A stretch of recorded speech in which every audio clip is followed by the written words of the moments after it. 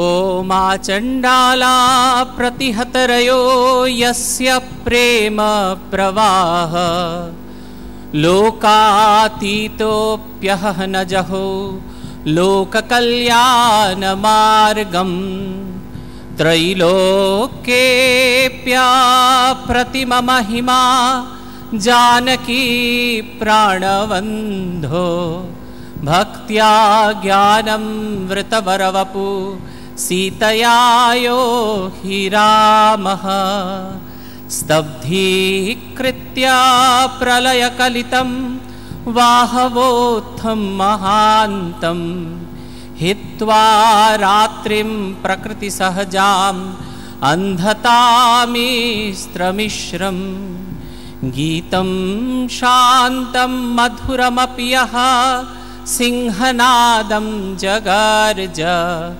सोऽयं जातप्रथितपुरुषो रामकृष्णस्त्विदानीं जय जय रामकृष्णो वाञ्छाकल्पतरु जय जय भगवान् जगतेर गुरु जय जय गुरुमाता जगत जननी रामकृष्ण भक्तिदात्री चैतन्यदायिनी जय जय रामकृष्ण इष्टगोष्ठीगण सबार चरण रेणु मागे अधम।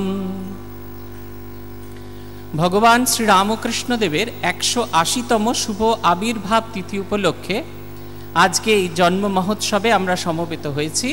এখন আমরা চেষ্টা করব শ্রী শ্রী রামকৃষ্ণ পুঁথি থেকে পাঠ এবং আলোচনা করতে।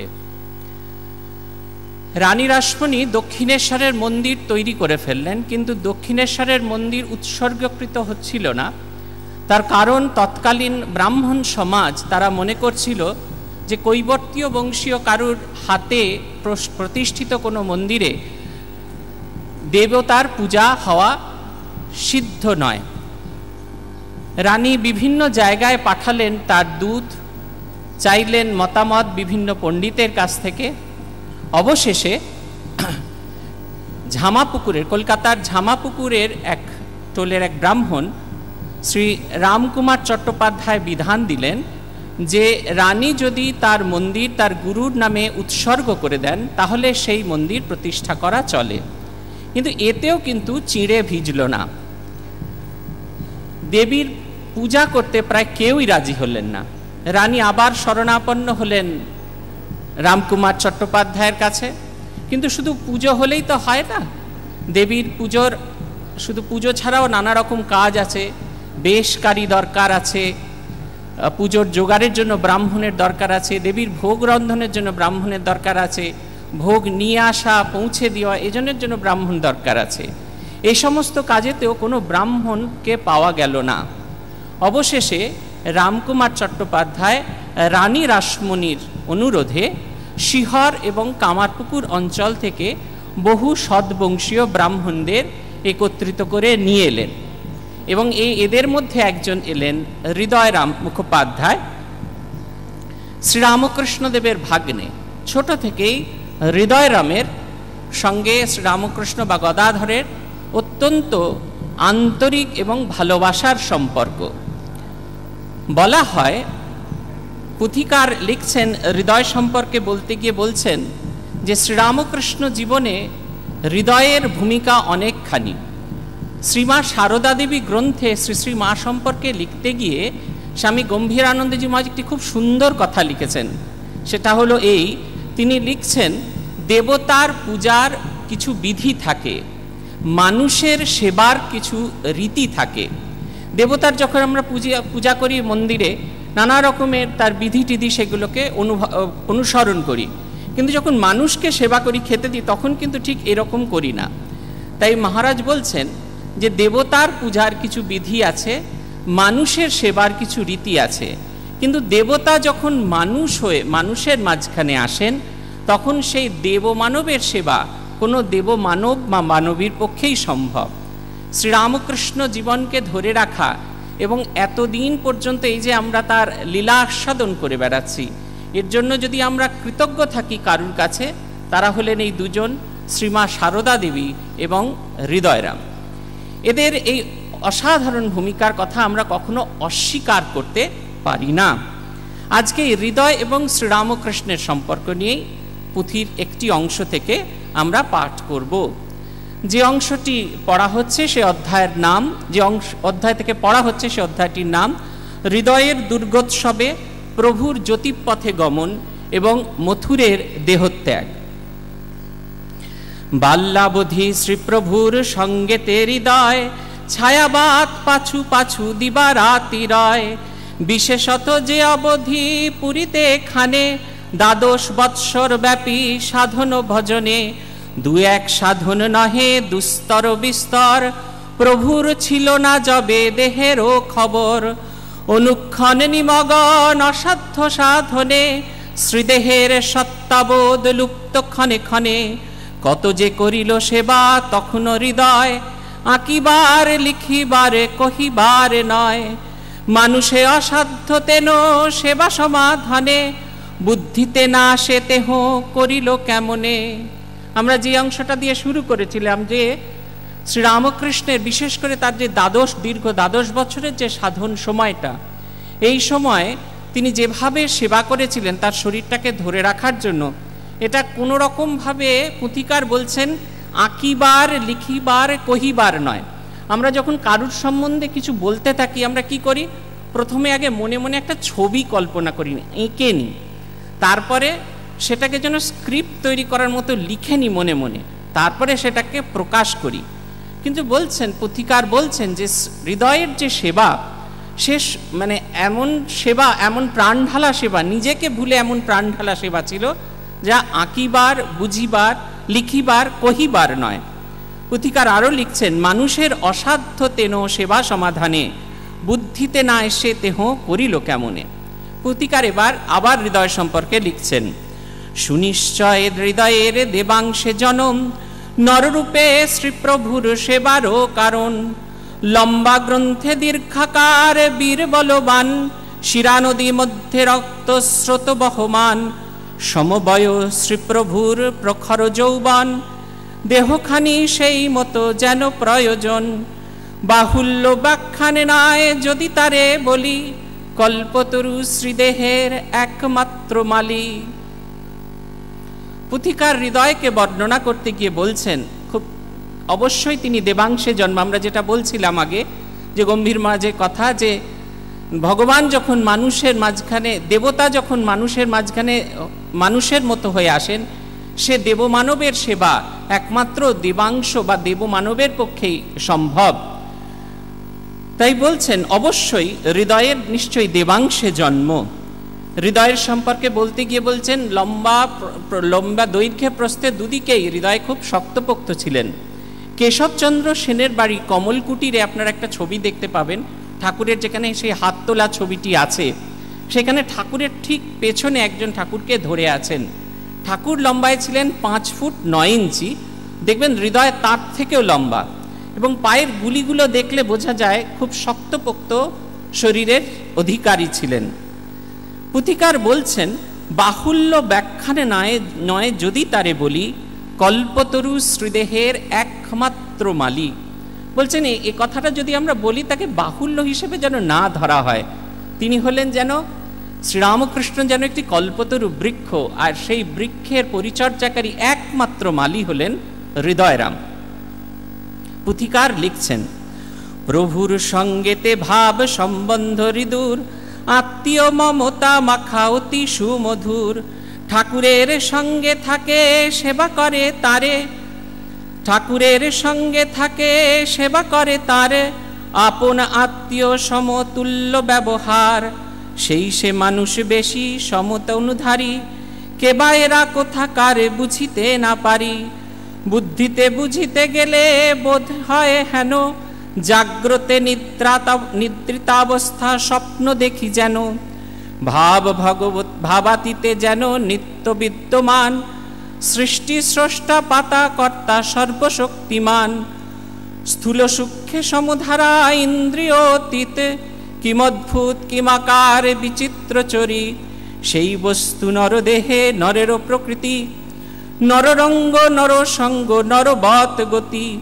অথচ নরের সঙ্গে সব বিপরীত, দেখিতে বুঝিতে নর বুদ্ধির অতীত।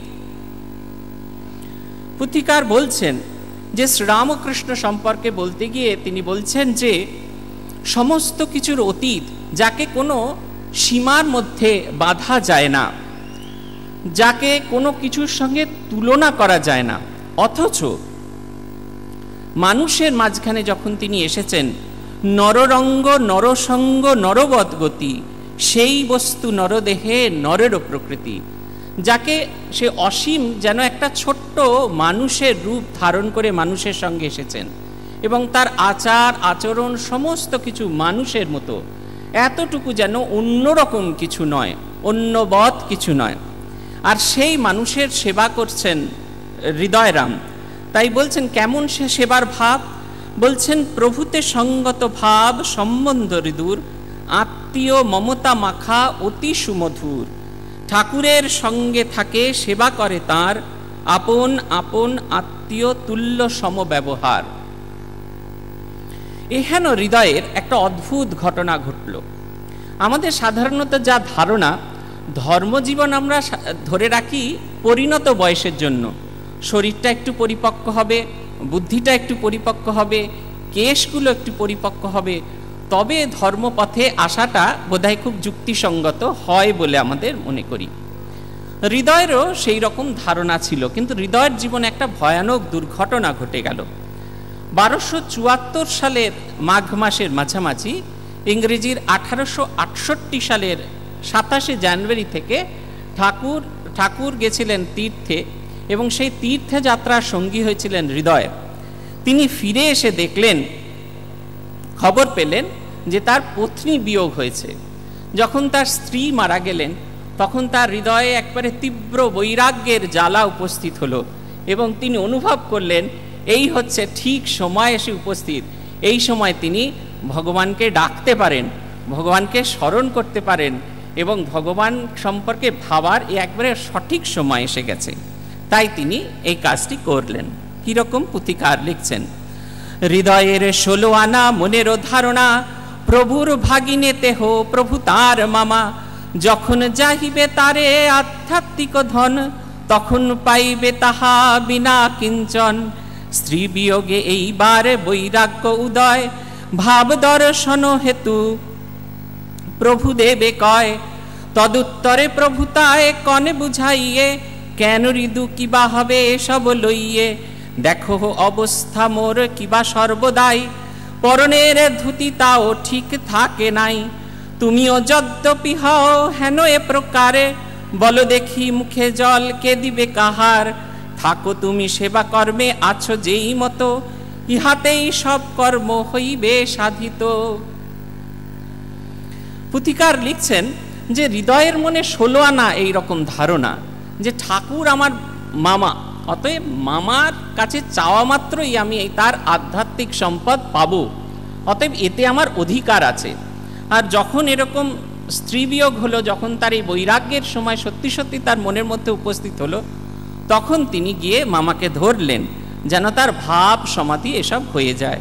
ঠাকুর প্রথমে তাকে বোঝালেন, দেখো বাপু এরকম করো না, কিন্তু খুব জেদি ছিলেন তিনি। যখন তিনি দ্বিতীয়বার খুব জেদ করলেন, তখন ঠাকুর তাকে বলছেন, তদুত্তরে প্রভু তায় কন বুঝাইয়ে, কেন হৃদু কিবা হবে এসব লইয়ে।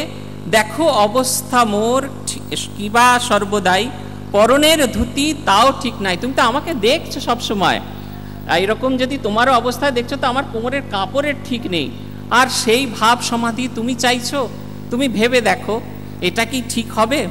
তারপরে আবার আরেকটি কথা, তুমিও যদ্যপি হও এহেন প্রকার, বলো দেখি মুখে জল কে দিবে কাহার। থাকো তুমি সেবা কর্মে আছো যেই মতো, ইহাতেই সব কর্ম হইবে সাধিত।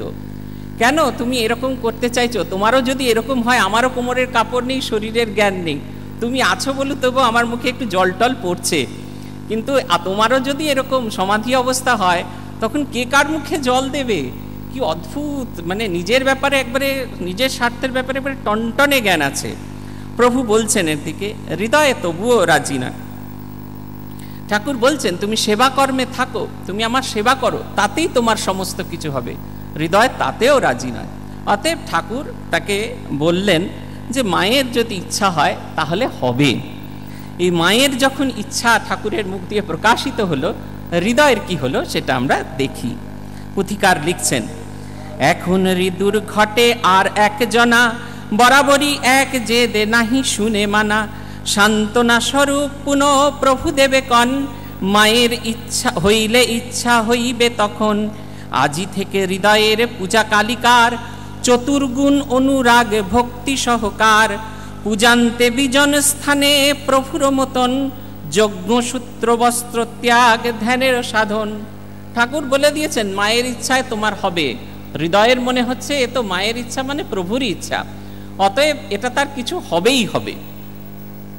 তাই তিনি যত মন দিয়ে পুজো করতেন মায়ের, তার চেয়েও বেশি মন দিয়ে পূজা করছেন। শুধু সেখানেই থেমে নেই, ঠাকুর যেরকম পূজা আনতে গিয়ে সাধন ভজন করতেন যজ্ঞসূত্র বস্ত্রাদি পরিত্যাগ করে, তিনিও সেরকম যজ্ঞসূত্র বস্ত্রাদি পরিত্যাগ করে তার সেই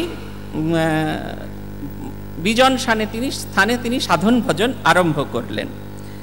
একদিন এইরকম যখন এরকম চলছে সাধন ভজন, অদ্ভুত এক মানুষ এলেন ইন্সপেকশনে, এবং তিনি দেখলেন হৃদয়ের কি অবস্থা হয়েছে।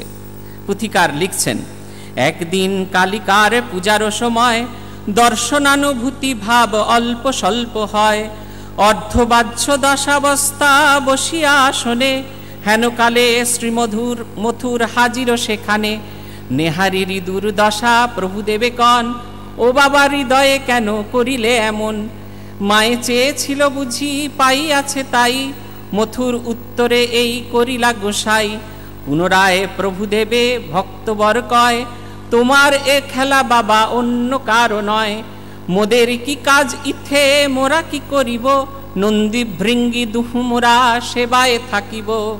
পুথিকার লিখছেন যে একদিন পূজার সময় মথুরানাথ এসে উপস্থিত হলেন। তিনি দেখলেন যে হৃদয়ের গভীর ভাব সমাধি হচ্ছে। তিনি দেখেই ঠাকুরের কাছে এসে বললেন, বাবা হৃদয়ের এরকম অবস্থা কেন, হৃদয় কেন এরকম করে? তখন মথুরানাথকে ঠাকুর বলছেন যে মায়ের কাছে চেয়েছিল, তাই মায়ের ইচ্ছায় ওর একটু ভাবটাব হচ্ছে। মথুরানাথ বলছেন, তোমার এ খেলা বাবা অন্য কারো নয়, পুনরায় মোদের কি কাজ ইথে মোরা কি করিব, নন্দী ভৃঙ্গি দুহু মোরা সেবায় থাকিব। এ তোমারই কাজ, আর কারু কাজ নয়। আমি এ ব্যাপারে একেবারে জানি। আমরা তোমার সেবা করব, নন্দী ভৃঙ্গি যেরকম শিবের সেবা করব, তুমি হৃদয়ের আমি তোমার ঠিক সেই রকম সেবা করব। এসব ভাব সমাধি এসব নিয়ে আমরা কি করব? কেন মথুর বলছেন সেটা পুথিকার এবার লিখছেন। পুথিকার এরকম ভাবে বর্ণনা করছেন, ভুক্তভোগী শ্রীমথুর তাই হেন কয়, আক্কেল পেয়েছে পূর্বে শুনো পরিচয়, ইহারও কিঞ্চিত আগে ঠাকুরের স্থানে, মথুরের নিবেদন ভাবেরও কারণে, হৃদয়ের মতো প্রভু কতই বুঝান, তথাপি প্রভুর বাক্যে নাহি দেন কান, বারম্বার মহাজেদে প্রভু দেবে কন, মায়ের হইলে ইচ্ছা হইবে তখন, হরষিত চিত ভক্ত প্রভুর উত্তরে, ফিরিয়া আসিল যান বাজারের ঘরে। মথুরানাথ তো ঠিক একই কাণ্ড করে বসেছিলেন ঠাকুরের সঙ্গে। ঠাকুরকে গিয়ে তিনি বলেছিলেন যে তারও কিছু ভাব সমাধি কিছু করিয়ে দেওয়া হোক। ঠাকুর যতবার তাকে বারণ করেন যে ভাব সমাধির কোনো প্রয়োজন নেই, কিন্তু মথুরানাথ ছাড়েন না। অবশেষে যেরকম তিনি বলেন মায়ের যদি ইচ্ছা হয় তাহলে নিশ্চয়ই হবে। মথুরানাথ আনন্দে মায়ের ইচ্ছা ভেবে বাড়ি ফিরে এলেন, যানবাজারে ফিরে এলেন। এখানে ফিরে আসার পরে একটা অদ্ভুত ঘটনা ঘটল। মথুর পুথিকার লিখছেন, দিনেকে আবেশে ভাব তারে ধরিয়াছে, উচ্চভূমিগত মন নাহি নামে নিচে, বিষয়ে বাসনা ভোগ লালসা বিস্তর, নিম্ন দিকে আকর্ষণ করে নিরন্তর, ঢোরার মুশিক ধরা বিপদ যেমন, গিলিতে কি উগারিতে উভয় অক্ষম, তেমতি অবস্থাপন্ন মথুর এখানে, পাঠাইল বার্তা পরে প্রভু সন্নিধানে। বলছেন মথুরানাথ প্রার্থনা করলেন ভাব সমাধির জন্য, আর সেই ভাব সমাধি গ্রান্টেড হলো। মথুরানাথ যানবাজারে ফিরে এসে এক অদ্ভুত অবস্থার মধ্যে পড়লেন। তার যে মন, যেটা সবসময় বিষয়ের নানা রস নানা অম্বল টম্বলে মেতে আছে, সেই মনটা টেনে চলেছে একদিকে, আর এদিকে মনের আরেকটা অংশ সেটা সেই উচ্চ চিন্তার দিকে এগিয়ে চলেছে। এ যেন মনের ভেতরে একটা দ্বৈরথ যুদ্ধ শুরু হলো। মনের একটা অংশ উপরের দিকে যেতে চায়, আর মনের একটা অংশ নিচের দিকে তাকে টেনে আনতে চায়। মথুরানাথ আর পেরে উঠলেন না যখন, তখন তিনি জানবাজার থেকে দক্ষিণেশ্বরে খবর পাঠালেন। ভক্ত বৎসল প্রভু হইয়া বিদিত, তরায়ে মথুরা বাসে হইল উপনীত। দেখিলেন অঙ্গ মধ্যে ভাবের লক্ষণ, উচ্চ মন মুখ বক্ষ রক্তিম বরণ। ভাব রাজ্যেশ্বরে ভক্ত পাইয়া গোচরে, অভয় চরণ দুটি জড়াইয়া ধরে। বলে বাবা লহ ফিরে ভাবটি তোমার, না বুঝিয়া মেগেছিনু লাগিবে না আর। যদ্যপি রাখো তুমি এরূপ ভাবে, বিষয় সম্পত্তি বাবা সবই নষ্ট হবে। মাগিয়াছিলাম ভাব মর্ম নাই বুঝে, এই ভাব করিলে বাবা তোমাকেই সাজে। শ্রীহস্ত বুলাইয়া বক্ষে ভাঙাইলা ভাব, মথুর বাঁচিলে এবে পাইয়া স্বভাব। পুথিকার লিখছেন যে ঠাকুর আসা মাত্র মথুরানাথ দ্রুত তার কাছে পৌঁছে গেলেন। তার পা দুটি জড়িয়ে ধরে বলছেন, বাবা না বুঝে এই ভাব আমি চেয়ে ফেলেছিলুম, এর যে কি রিয়াকশন আমি তো জানতুম না, তাই না বুঝে না জেনে ফেলেছি। এ আমাকে একেবারে কোন জায়গায় নিয়ে যাচ্ছে আমি নিজেই বুঝতে পারছি না। এ ভাব যদি দীর্ঘদিন চলে তাহলে আমার বিষয় সম্পত্তি, যাতে আমার এত মন, যাতে আমার এত ভালোবাসা, সেগুলো সম্পূর্ণ নষ্ট হয়ে যাবে। মাগিয়াছিলাম ভাব মর্ম নাহি বুঝে, এ ভাব কেবল বাবা তোমাকেই সাজে। এই না বুঝে, এর মর্ম না বুঝে আমি এই ভাব চেয়েছিলাম, এ তোমাকেই সাজে, এ আমাকে সাজে না।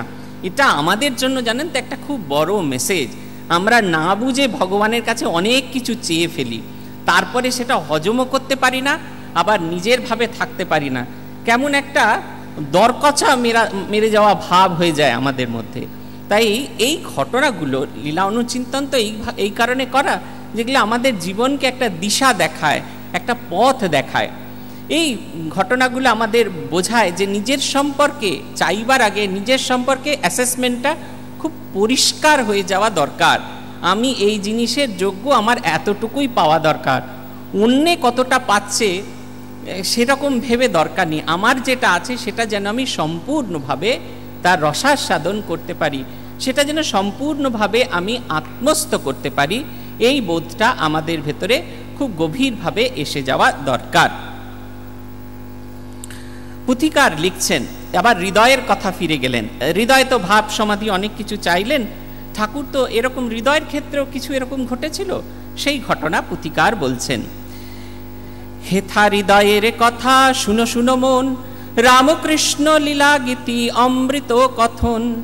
একদিন রাত্রিকালে প্রভু ভগবান, পঞ্চবটী অভিমুখে ধীর গতি যান। হৃদয়ে গামছা গাড়ু লয়ে নিজ হাতে, যদি হয় প্রয়োজন চলিছে পশ্চাতে। হেনকালে হইল এক দিব্য দর্শন, দেখিল শ্রীপ্রভু স্থূল দেহধারী নন। একদিন রাত্রিবেলা ঠাকুর ঝাউতলায় চলেছেন, আর হৃদয় ও সেবক রূপে চলেছেন তার পেছন পেছন। তার মনে হচ্ছে যেন ঠাকুরের যদি প্রয়োজন হয় তাহলে ওই গাড়ু গামছা এসবগুলি নিয়ে তারা হৃদয়ের পেছন পেছন, হৃদয় ঠাকুরের পেছন পেছন চলছে। যেতে যেতে তার এক অদ্ভুত দিব্য দর্শন হলো। তিনি দেখলেন যে ঠাকুর আর যেন স্থূলধারী নন, একটা অদ্ভুত দৃশ্য তিনি দেখলেন। কি দেখলেন হৃদয়? পুথিকার লিখছেন, রক্ত মাংস নাহি তায়ে জ্যোতিঘন তনু, জ্যোতির ছটায় তেজে পরাজিত ভানু। আলোকিত চারিদিক সব দেখা যায়, অবিকল যেই মতো দিনেরও বেলায়। জ্যোতির্ময় তনুখানি চলে শূন্য পথে, দেহের বাহক পদে পড়ে না মাটিতে। এখানে দর্শক হৃদু মনে মনে খুশে, দেখিতেছে হেন বুঝি নয়নের দোষে। দোষ নষ্ট হেতু করে চক্ষুর মার্জন, যতবার দেখে দেখে একই রকম। পুথিকার লিখছেন যে হৃদয় দেখছেন যে তার সামনে সামনে শ্রীরামকৃষ্ণদেব এগিয়ে গিয়ে যাচ্ছেন। ঠাকুর যেন একটা মানুষ নন, তার সমস্ত শরীর থেকে জ্যোতি ঝরে পড়ছে।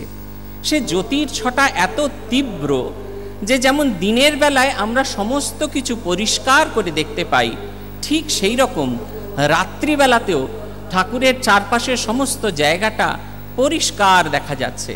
শুধু তাই নয়, তিনি দেখলেন যে ঠাকুর যেন, আর ঠাকুরের শরীরটা যেন মাটিতে লেগে নেই, মাটি থেকে বেশ খানিকটা উঁচু হয়ে আছে। বলছেন, দেহের পাদক পদ পড়ে না মাটিতে, জ্যোতির্ময় তনুখানি চলে শূন্য পথে।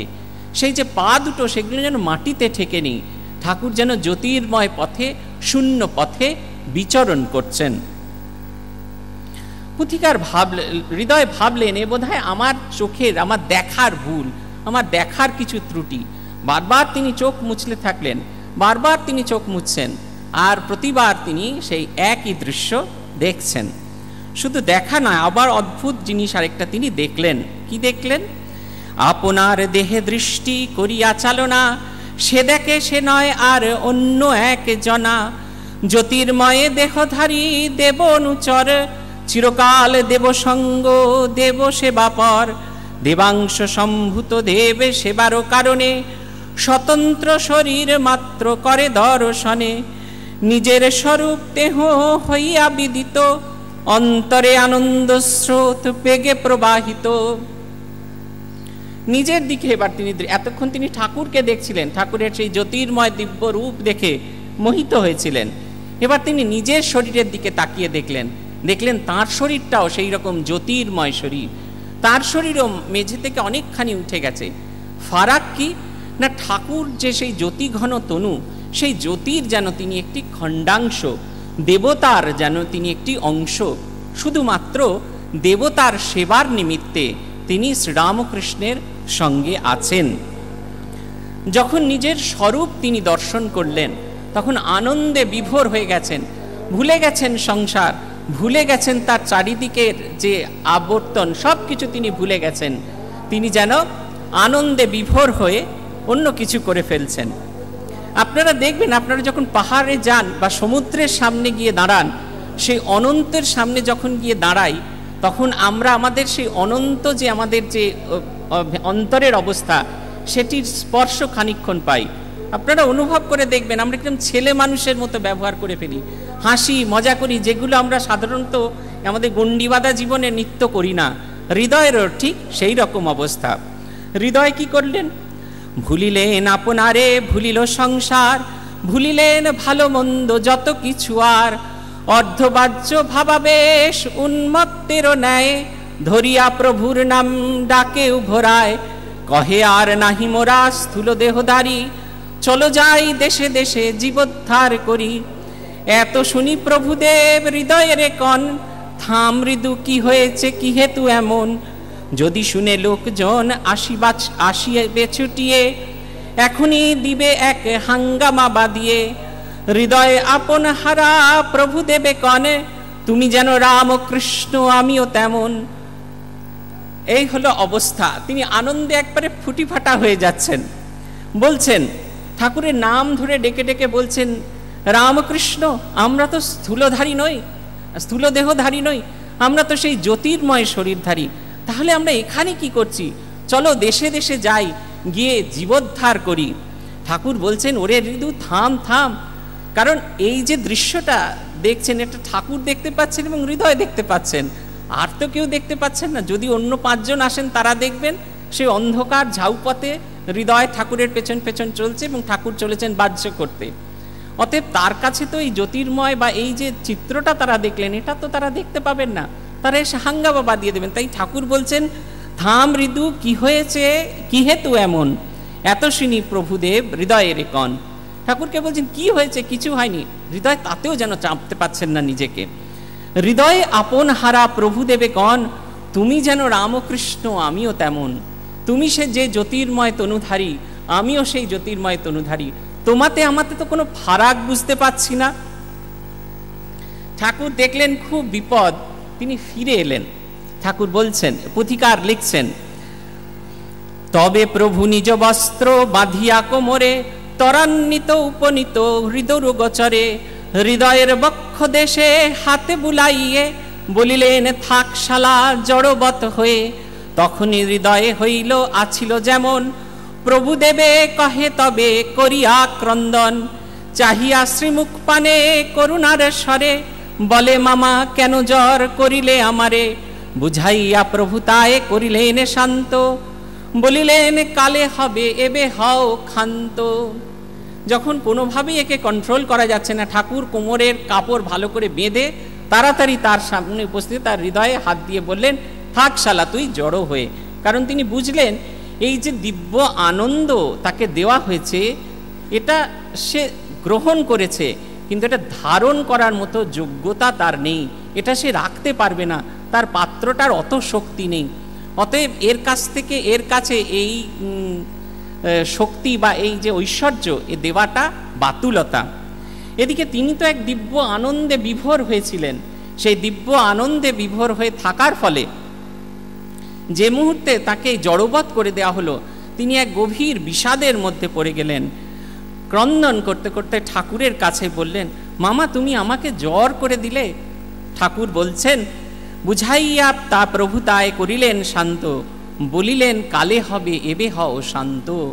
কালে তুমি এই অবস্থা প্রাপ্ত হবে, এই মুহূর্ত এখনকার জন্য তুমি শান্ত হও। হৃদয় কিন্তু এত সহজে থামলেন না, আমরাও থামি না। আমাদের নিজেদের যদি একটু লক্ষ্য করে দেখবেন, যখন ভগবান খুব দিচ্ছেন খুব দিচ্ছেন খুব দিচ্ছেন, আনন্দে একবারে ভরপুর হয়ে গেছি, আন্ডিল হয়ে আছি। আর যে মুহূর্তে যখন ভগবান টুক করে আমাদের এখান থেকে কেড়ে নেন, তখন মনে হয় সব কিছুর দোষ ওই লোকটি। তাকে এত ভালোবাসলুম, এত গোড়ের মালা কিনে নিয়ে এলুম, নিজের যতটা ক্ষমতা তার চেয়ে বেশি জিনিসপত্র দিলুম, থাক আর মিষ্টি টিষ্টি খেয়ে দরকার নেই, নকুলদানাতেই থাকো তুমি। আমাদের ঠিক এই জিনিসই হয়। ঠিক হৃদয়ে দেখুন, হৃদয়ের যে ছবি, এ যেন আমাদের যেন একটা প্রতিচ্ছবি। এই হৃদয়ের মধ্যে দিয়ে আমরা যেন নিজেদের দেখতে পাচ্ছি। হৃদয় কি করলেন সেটা আমরা দেখি, আমরা কি করি ঠিক একই জিনিস। ভাবানন্দ নষ্ট হেতু মৃদু ক্ষুণ্ণ মন, গম্ভীর গম্ভীর ভাব কেমন ও কেমন, তার সঙ্গে অভিমান উদয় অন্তরে, ভাবিল আনিব ভাব সাধনার জোরে। যখন তার কাছ থেকে এই ক্ষমতা কেড়ে নেওয়া হলো, তখন খুব ক্ষুণ্ণ মন, আমরা যা করি গম্ভীর গম্ভীর ভাব একটু থাকি।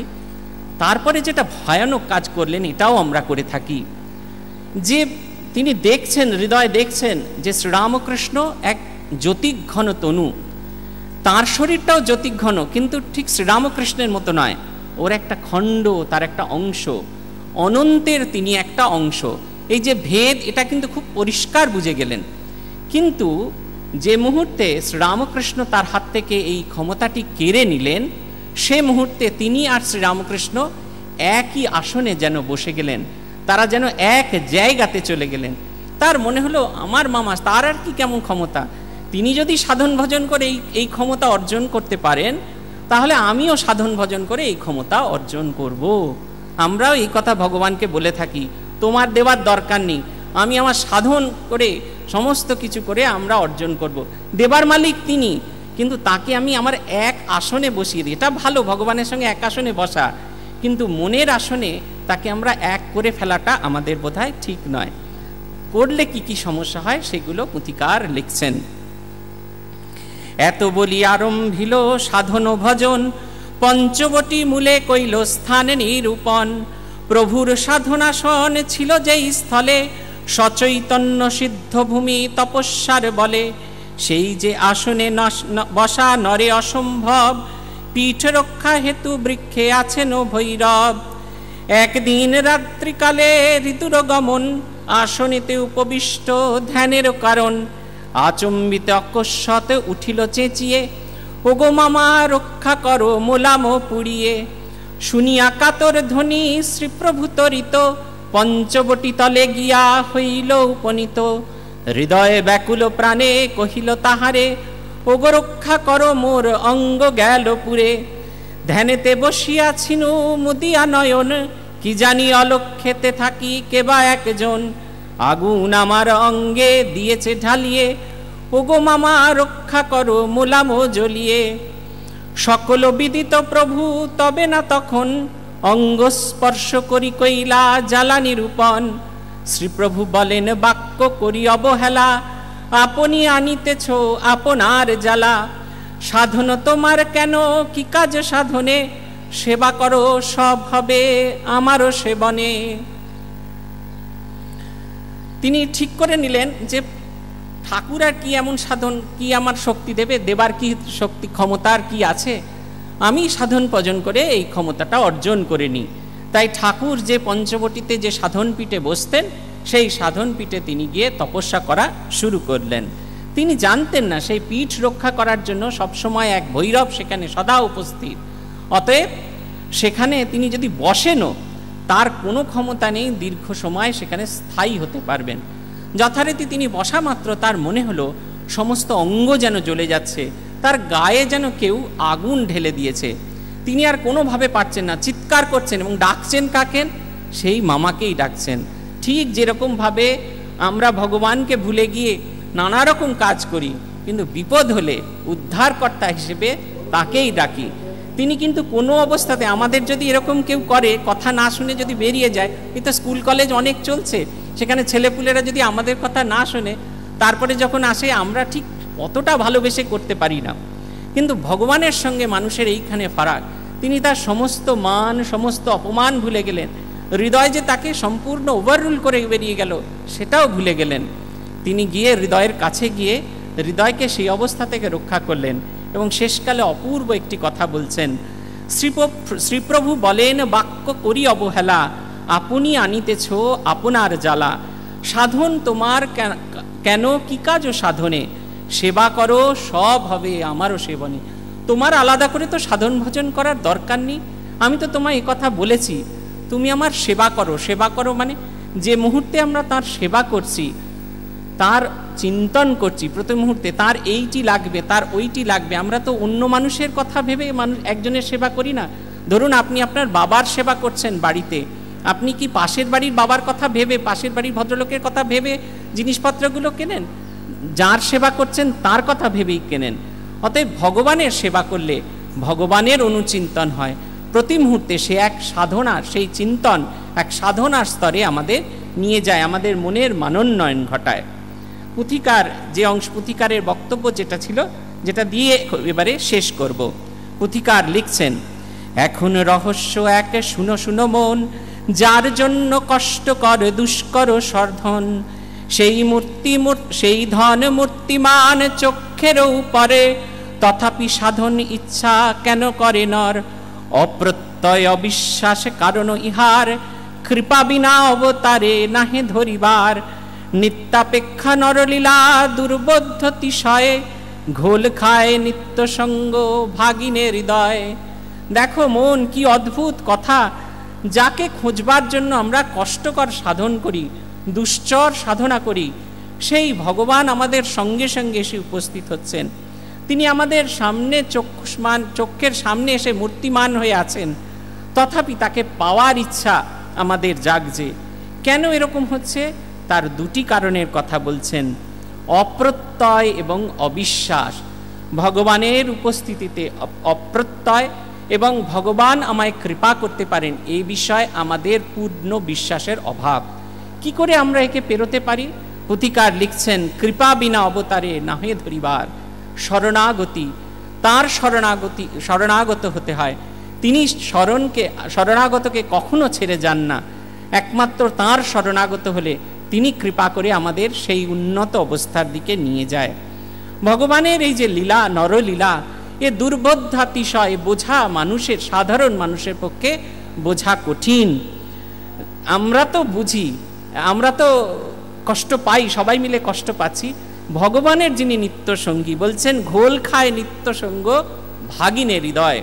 ভগবানের যে নিত্য সঙ্গ, সে শুদ্ধ ঘোল খেয়ে যাচ্ছেন, আমরা তো সামান্য জীব।